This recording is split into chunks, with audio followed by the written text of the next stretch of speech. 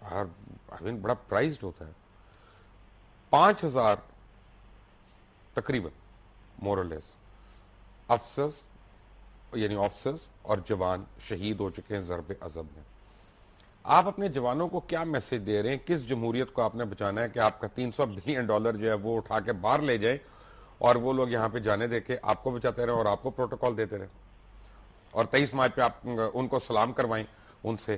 آپ یہ اپنے جوانوں سے کروا رہے ہیں. دیکھیے میں ہمیشہ یہ ذکر کہتا رہتا ہوں. آئی ایم سوری ذرا پینفل سوال ہے.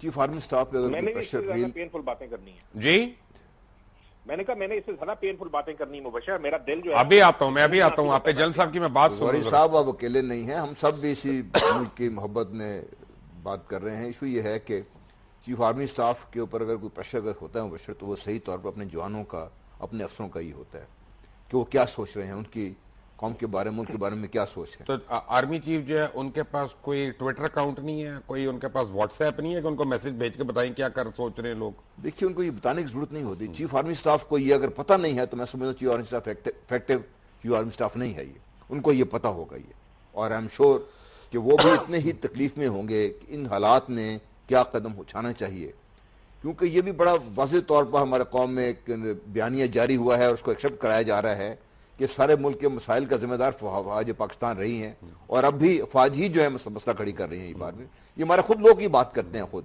ہمارے. ہاں تو یہ اگر آپ کے آدھے زیادہ چینلز جو ہیں وہ انڈین پروگرامنگ چلائیں گے تو یہی گفتگو ہوگی نا, آپ ان کو بند نہیں کر سکتے, آپ نہ کریں. تو دیکھیے ایشو تو آپ جب خود باتیں کر رہے ہیں تو انڈینس کو تو بات کرنے کی ضرورت نہیں ہے نا جی. آپ خود تو یہ بات کر رہے ہیں بار بار, یہ آپ خود تو بار بار. تو میرا کہنے کا مقصد یہ ہے کہ چیف آرمی سٹاف نہ صرف یہ محسوس کر رہے ہوں گے, وہ اس وقت میں سمجھتا ہوں اس سے زیادہ انڈر پریشر شخص اس ملک میں کوئی نہیں ہوگا کہ کیا قدم اٹھائے جائیں کہ ملک بہتری کی طرف جائے. اس میں وہ ایک طرف تو چاہتے ہیں کہ جس کو ہم جمہوریت کہتے ہیں وہ نظام چلتا رہے, وہ اپنے جو منطقی کیوں چلتا رہے؟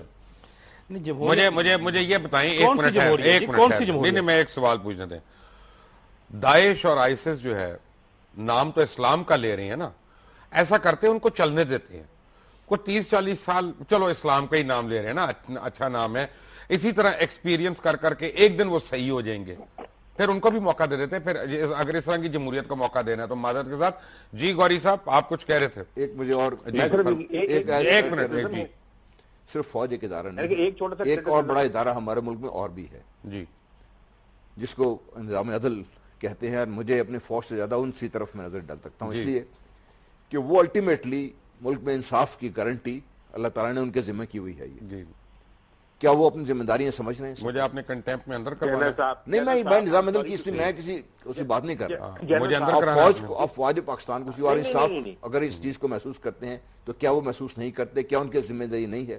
میں اگر آپ اس وقت کے حالات کے مطابق میری اگر آپ چاہیں, میں سمجھتا ہوں کہ دونوں چیفز کی یہ ذمہ داری ہے اس وقت کہ وہ بیٹھ کر سر جوڑ کر بیٹھیں اور اس ملک کو جس ہم ابتلا میں مبتلا ہیں اس سے نکالنے کے لیے کوئی واضح. جی گوری صاحب میں صرف ایک چھوٹی سی کرٹیسزم جس وقت آپ نے کہا تھا سخت باتیں, میری بات سنیں. جیسے وہ کہتے ہیں کہ جوانوں کو کیا میسج دیں گے, میں نام نہیں لینا چاہتا لیکن یقین کریں یہاں سے میں بیٹھ کے اپنے پاکستانی جو اوورسیز بیٹھے ہوئے ہیں, پاکستان کی کئی وہ سپاہی جو بیچارے سپاہی کے اوپر ریٹائر ہوئے ہیں, ان کی حالت یہ ہے کہ وہ جنگل سے لکڑیاں کاٹ کے سون ویلی میں اور جہاں جہاں سے وہ بیچارے امپلوئے ہو کے آئے تھے ان کو یہاں سے چندہ بھیجتے ہیں 15-15 ہزار روپے مہینہ, اس سے زیادہ میں کچھ نہیں کہہ سکتا. لیکن ان کے لیے میسج یہ ہے کہ اگر فرض کیا میرا باپ جو ہے وہ بھی سرکاری افسر ریٹائر ہوا تھا تو 5 مرلے کا اس کے پاس پلاٹ نہیں تھا, لیکن میرا بھائی جب ریٹائر ہوا فوج سے تو اس کے پاس پلاٹ بھی ہیں, اس کے پاس گھر بھی ہیں. اب میں اس سے زیادہ بات نہیں کرتا کہ یہ فوج کیا کرتی رہی ہے اور فوج کے جرنیل کیا کرتے رہے, ان کی ڈائریکشن ٹھیک یہ خود کرتے نہیں, یہ جو ہے نا وہ آپ ڈیفرنٹ بات کر رہے ہیں. ایک منٹ, اگر کوئی 25 سال 30 نہیں, ایک منٹ گوری صاحب, ایک منٹ, 25 سال 30 سال کوئی اپنی یعنی پے میں سے کٹوتی کراتا ہے اور ایک قسم کی کمیٹی ہے 25 سال کی, 1 سال کی کمیٹی کے بعد بڑا کچھ بنا لیتے ہیں لوگ, یہ اس کو چھوڑ دے. میں صرف یہ بات کر رہا ہوں. نہیں, اگر آپ اسی پہ بات کرنا چاہتے ہیں تو یہ بھی کر لیں. وہ تمام سرکاری افسر جو 1984-85 تک ریٹائر ہوئے ہیں, انہوں نے بھی 25 نہیں 32 سال نوکریاں کی تھی, ان کو پلاٹ نہیں ملتے تھے, ان کی بھی پینشن ہوتی تھی, وہ جا کے 5 مرلے کے گھروں میں کرائے پہ رہ رہے ہیں. میں ان کو آپ سے ملوا دوں گا جب پاکستان آؤں گا. چھوڑ دیں اس بات کو, لیکن کرنا کیا چاہیے میں آپ کو بتاؤں. جس کے اوپر انڈیا اٹیک کرے گا آنے والے دنوں کے اندر, وہ لکھ رہے ہیں, اگر آپ اس کو ٹریس کریں گے مل جائے گا. وہ کہہ رہے ہیں کہ مڈل ایسٹ کے اندر کام کرنے والا جو پاکستانی ہے وہ پاکستان کے لیے بہت بڑا ریسورس ہے. ہمیں یہ چاہیے کہ ہم جو ساؤتھ انڈیا کے لوگ ہیں, کیرلا کے, تامل ناڈو کے, جو مڈل ایسٹ میں کام کر رہے ہیں, وہ اب چونکہ کما کے پیسے زیادہ مانگنے لگے ہیں, ان کی بجائے نئے لوگوں کو جو کم پیسے پہ جائیں, انڈیا ان کو وہاں بھیجے, ان ملکوں سے بات کرے, پاکستانیوں کو وہاں سے فارغ کرائیں, اور جو درمیان میں جو ایجنٹ ہیں ان کی فیس انڈیا دے تاکہ ان کو لگے کہ یہ سستے مل رہے ہیں ان کو, نمبر ایک. اور دوسرا انہوں نے کہا پاکستان کی صرف 2 ایکسپورٹ ہیں, ایک کاٹن اور ایک رائس. اس کے اوپر جہاں جہاں پاکستان کام کرتا ہے ان پہ کام کریں, ان کے وہاں سے ٹریڈ کے جو کانٹریکٹ ہیں وہ کینسل کرائے جائیں. میری بات سنیں مبشر, صرف ایک چیز جس پر پاکستان کام کر سکتا ہے فی الحال, وہ 82 لاکھ پاکستانی جو باہر رہتے ہیں, جن کے دل پاکستان کے لیے, پاکستان سے ضرورت سے زیادہ رکھتے ہیں. آئی تھنک پاکستان کا فارن آفس, پاکستان کی گورنمنٹ نیڈس ٹو روپ ان دیز پیپل. یہ سارے کامیاب لوگ ہیں, بعض ملکوں میں پارلیمنٹ تک جا چکے ہیں. ان کو روپ ان کریں, صرف ان کی پراپرٹیوں میں پاکستان پہ قبضے نہ کروائیں, بلکہ ان کو استعمال کریں. اس لیے کہ یہ لوگ جو پاکستان کو دے رہے ہیں وہ پاکستان کی ٹوٹل ایکسپورٹ سے صرف $5-6 بلین نیچے ہے. یہ جو 20 بلین دے رہے ہیں نا, ان کو روپ ان کریں, ان کو استعمال کریں اپنے ایمبیسڈرز کے طور پہ, صرف کہنے کے لیے نہیں. روز میں یقین آپ کے ایمبیسڈر نے کانگریس کے اوپر, جو کانگریس کے اندر جو سپیچ تھی اس پہ کچھ نہیں بولا, وہ محمد علی کے جنازے پہ گئے ہوئے ہیں, وہ زیادہ ضروری تھا پاکستان کے لیے. میں ایک بات ایکسپلین کر دوں عامر غوری صاحب, بات یہ ہے کہ میں اس لیے کہہ رہا ہوں کہ میں بھی 21ویں صدی کا سٹیزن ہوں, اور مجھے بالکل پتا ہے کہ آج کل لڑائی جھگڑے سے نہیں رہا جاتا, افہام و تفہیم سے رہا جاتا ہے, اس میں کوئی دو رائے نہیں ہے. لیکن کیا میں کشمیر میں ہونے والے 1,19,000 شہیدوں کا خون بھول جاؤں؟ کیا 19,000 خواتین کی عصمت دریغ پہ میں چپ ہو جاؤں؟ کیا میں وہاں پہ جو پانی روکا جا رہا ہے, جس سے لوگ ایک ایک بوند کو تڑپ کے مر رہے ہیں, ہر 1 منٹ بعد ایک بچہ یہاں پہ مر رہا ہے, اس کو بھول جاؤں؟ کلبھشن یادیو کو میں بھول جاؤں؟ کلبھشن یادیو کی طرح 350 آپریٹرز جو را کے یہاں پہ پکڑے گئے پچھلے 5 سال میں, ان کو میں بھول جاؤں؟ تو پھر ٹھیک ہے, پھر آپ میں 70,000 پاکستانی کا خون بھی شامل کرنے جو پاکستان میں شہید ہوئے ہیں, جی ہاں, اور اس میں ہندوستان کا بہت بڑا رول ہے. اس میں غوری صاحب, اس میں مبشر کوئی ایک چیز بھولنے کی ضرورت نہیں ہے, لیکن میں آپ کو بتا دوں, آپ بھی میری طرح جانتے ہیں کہ یہ دنیا جو ہے یہ ایفیکٹو مارکیٹنگ کی اور ایفیکٹو سیلز کی دنیا ہے. ہمیں انڈیا سے کچھ نہیں چاہیے. میں نے آپ کے پچھلے پروگرام میں میں کہا تھا کہ ہمیں جب تک انڈیا ہمارے ساتھ ہماری ٹرمز کے اوپر بات نہیں کرتا, ایکول ٹرمز پہ, اس وقت تک ان کے ساتھ ہر قسم کی ٹریڈ, چاہے وہ پیاز ہے چاہے پان ہے, یہ بند کر دینی چاہیے. یہ اور جگہ اور سے مل جائے گی. لیکن سب سے بڑی بات یہ ہے کہ مبشر اگر اس ملک میں غریب ہوں گے اور اپنے آپ کو بیچنے کے لیے تیار ہوں گے, اور امیر ہوں گے جو اپنے آپ کو بیچنے کے لیے تیار ہوں گے, تو ان کو خریدار بہت زیادہ ملیں گے. ان کے خریدار ساری دنیا میں بیٹھے ہوئے ہیں. سوال صرف یہ ہے کہ دیکھیں, اس میرے ذہن میں یہاں بیٹھے ایک کوئی شک نہیں ہے کہ پاکستان کے اندر جو سیاسی لوگ ہیں اور جو حکمران ہیں, یہ مختلف قسم کے جو ایلیٹ ہے, یہ پاکستان میں کسی کا نشانہ نہیں ہے.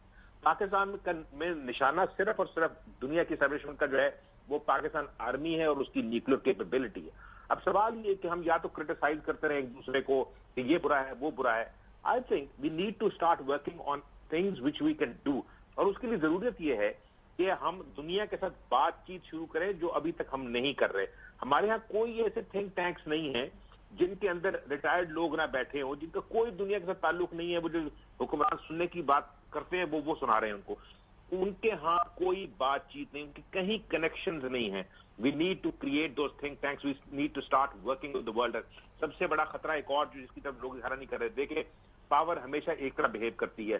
ہم چائنا کی گود میں بیٹھنے کے لیے تیار ہیں, لیکن صرف جاتے ہوئے ایک چیز ہے, اگر کل کو چائنا نے یہ کہا کہ جو ٹرک دوڑیں گے ہماری سڑکوں پہ, اس کے ذریعے چائنا جو ہے وہ انڈیا کا روٹ کھولے گا اپنی ٹریڈ کے لیے, جس کے ساتھ اس کی 100 بلین سے زیادہ کی ٹریڈ آلریڈی ہو چکی ہے. پاکستان اس پوزیشن میں ہوگا, وہ کہے گا کہ نہیں جناب ہم واگا آپ کے لیے نہیں کھولیں گے. کیوں جی, پاکستان ہوگا اس پوزیشن میں اس وقت؟ آپ کے پروگرام میں اگر یاد ہو کافی عرصہ پہلے میں نے بات کی تھی, کیا پاکستان میں کسی شخص کو کلیئر ہے کہ چائنا پاکستان اکنامک کوریڈور کی ٹرمز اور ریفرنس کیا ہیں, کیا ہوگا کیا نہیں ہوگا؟ اس کے لیے کیا ہمیں یہ کلیئر ہے کہ یہ جو $48 بلین ہم لے رہے ہیں قرضہ, یہ کس لیے لے رہے ہیں, کیوں لے رہے ہیں, کس لیے کر رہے ہیں؟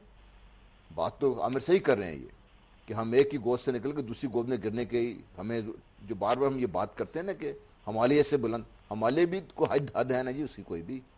سمندروں سے گہری, سمندر بھی سب سے گہرا سمندر بھی تو کہیں جا کے ختم ہو جاتا ہے, اس سے گہرائی آگے زیادہ ہے.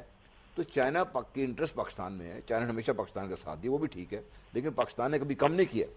ہمیں اپنے جو تعلقات ہیں ان کو برابری کی بنیاد پر متوازن طریقے سے ان کو رکھنا چاہیے. ساتھ ہی اس نے یہ ضرور ہے بات دیکھیے اس میں آپ نے پہلے بھی بات کی تھی کہ پاکستان کے ساتھ تعلقات ایک طرف, ہندوستان کے ساتھ ٹریڈ اس کا جاری ہے, افغانستان کے ساتھ چائنا کے اپنے ریلیشن شپ ہے, ایران کے ساتھ چائنا کا اپنا ریلیشن شپ ہے.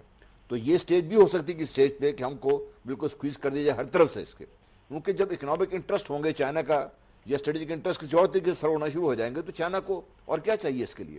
ہاں یہ ضرور ہے کہ اس وقت جس طریقے سے ہندوستان بحرہ ہند کو اپنی جھیل بنانے کی کوشش کر رہا ہے اس میں پاکستان کا ایک بہت بڑا میجر رول ہے جس سے وہ روک سکتا ہے اس کو, اور اس کو روکنے کے لیے چائنا کو پاکستان کی ضرورت ہے اس وقت.